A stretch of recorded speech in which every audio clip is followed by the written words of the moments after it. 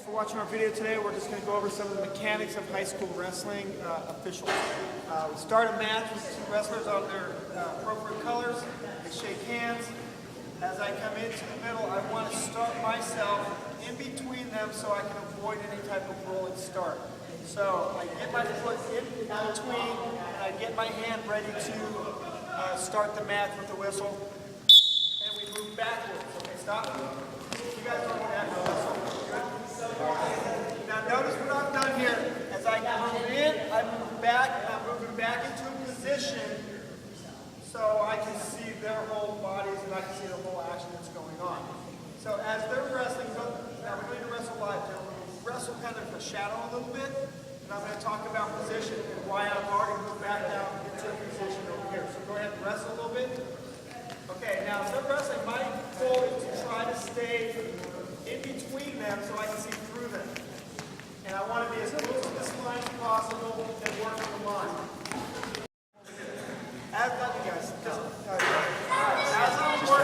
As I'm working a match, I want to try to work the line as much as I can.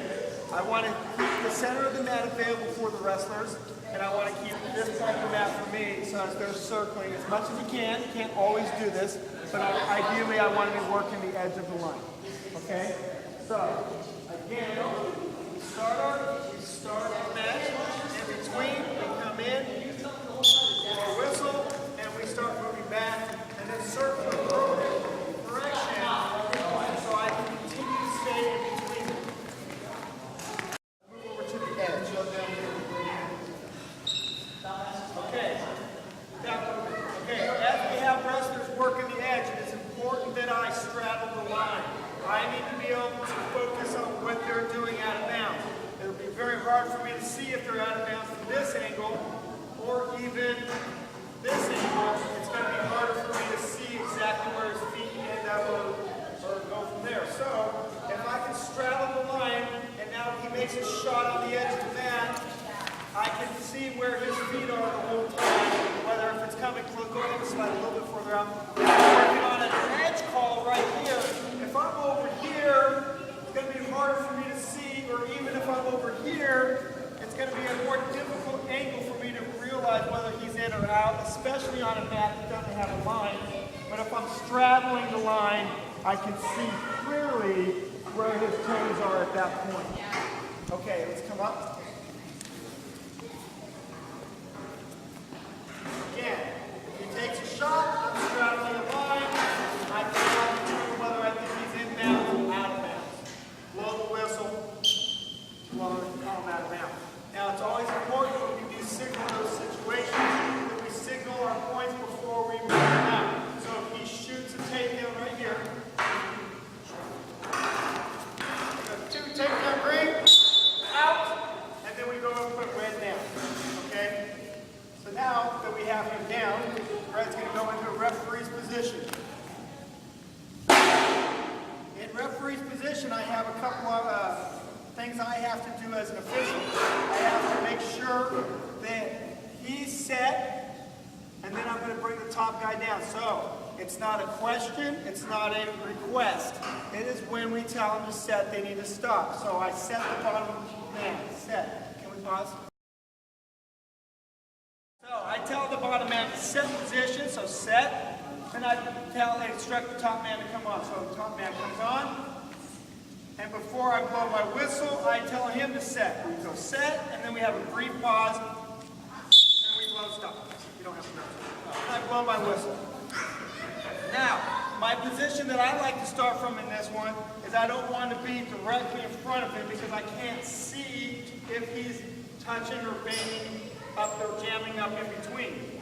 So what I try to do is I try to give myself a little bit of an angle off to the side, and I'm going to start my position about 3/4 to halfway to the edge of the mat right here, so I can be close enough if something does happen that I can come in and give my caution, or, excuse me, if I can then move into the proper position after that. So the bottom man is set, top man cover, set. And then I move into the proper position depending on what they're doing. So if he drives them straight forward, I try to stay right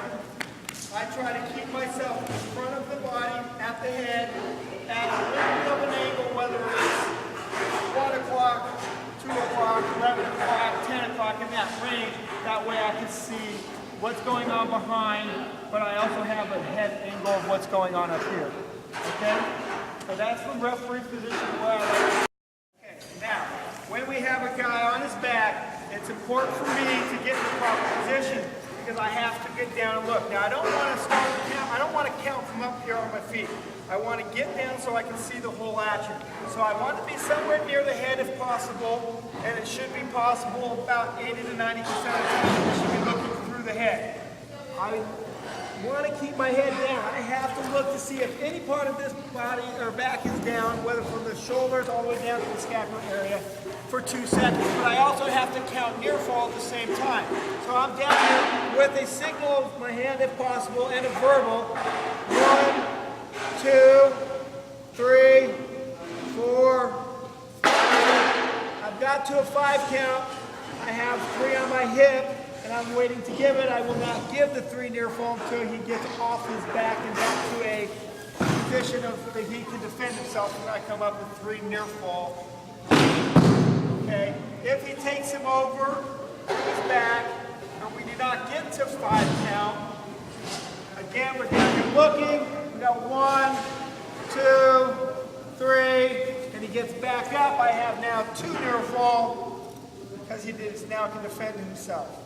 Now, if I have a situation where he goes over to his back, and about 3 seconds into it, the guy comes off his back, but not all the way off his back, but out of near fall. So I got 1, 2. So I got 2 on the hip. Stop right there for a second. It's 2 on the hip, but he hasn't got all the way back to the point where he can defend himself yet. Now the guy brings him back to his back. I have to start my count over again. 1, 2, 3, 4, 5, and now he comes off his back.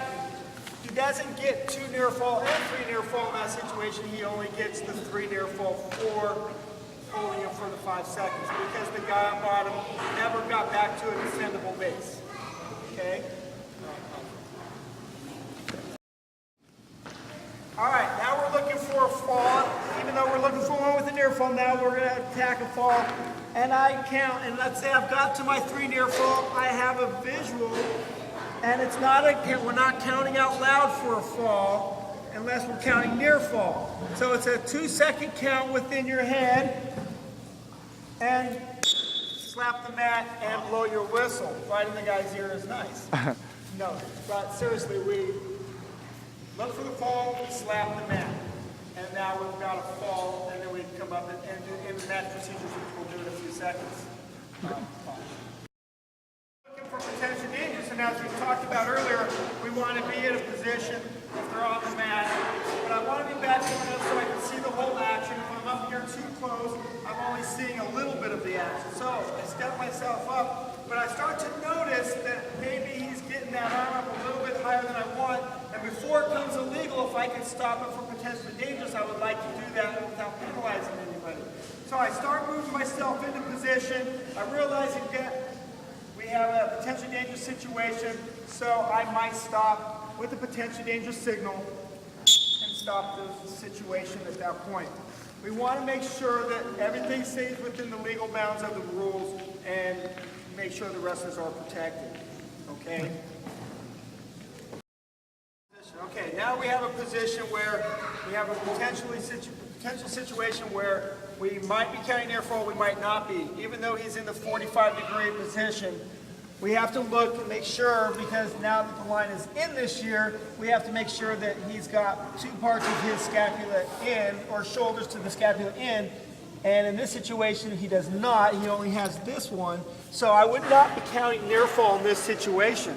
But if he does slide him in, now or even sliding a little bit further. Okay, now we are in a situation where, yes, he is looking like he's out. Yeah, let's go this way, just a little, yeah. He looks like he's out, but the bottom part of his scapula is in, so now we can continue to count near fall because he's got 2 parts of his scapula in, especially with the new rules this year of line being in. We might count near fall right here because of the situation that we're in of in. So make sure you understand the line and where it is and where the body is and the scapula is on according to the line Okay, scoot it just a hair back in. Okay. Where it looks like he might be out, here he's out, but here he's in. And so now we got a near fall count right in here. Okay. How about swing the bodies out with just the shoulder blades in? Okay, so swing, just spin, spin, spin. Here we have, go ahead, and you go all the way off too if you, yeah. Here we have a situation where they have most of their body out, but his pinning area is in, and in wrestling that is considered in bounds as long as he is possibility of being pinned. So now he is in, and we would be counting and looking for a near fall in this situation. Okay? All right, thank you. Good.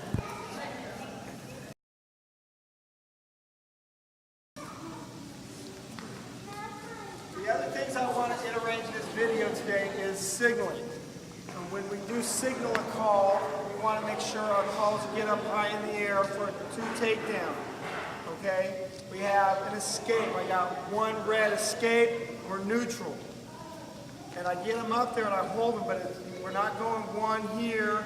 We got our hands pointing up just like in the book, and we're up for a neutral position. Make sure that when we make a signal, whether it's a 2 reversal, we want to make sure that it gets up there so people can see it so there's no confusion. We want to hold it there for a second or two so everybody knows what's going on, and it's okay to rotate your hand so they know it's 2, not 3 up there in situations. We want to be loud. If we call stalling, I got stall warning green, I want to be loud enough so the guy up in that far right part of the corner of this gymnasium has the right to know that green was stalling on my mat too. So we need to be loud so that there's no confusion on the fact that green was stalling in that situation. We want to be clear. We want to be, available to the coaches to answer questions if we need to, but we have to be, if the more clear we are, the less questions we're going to have to answer. If, for instance, if I have a technical violation, I got technical violation, I got locking hands, I got one red, I want all that clearly a technical violation, we have locking hands, we got one red. Everybody's pretty clear about what I just called right there.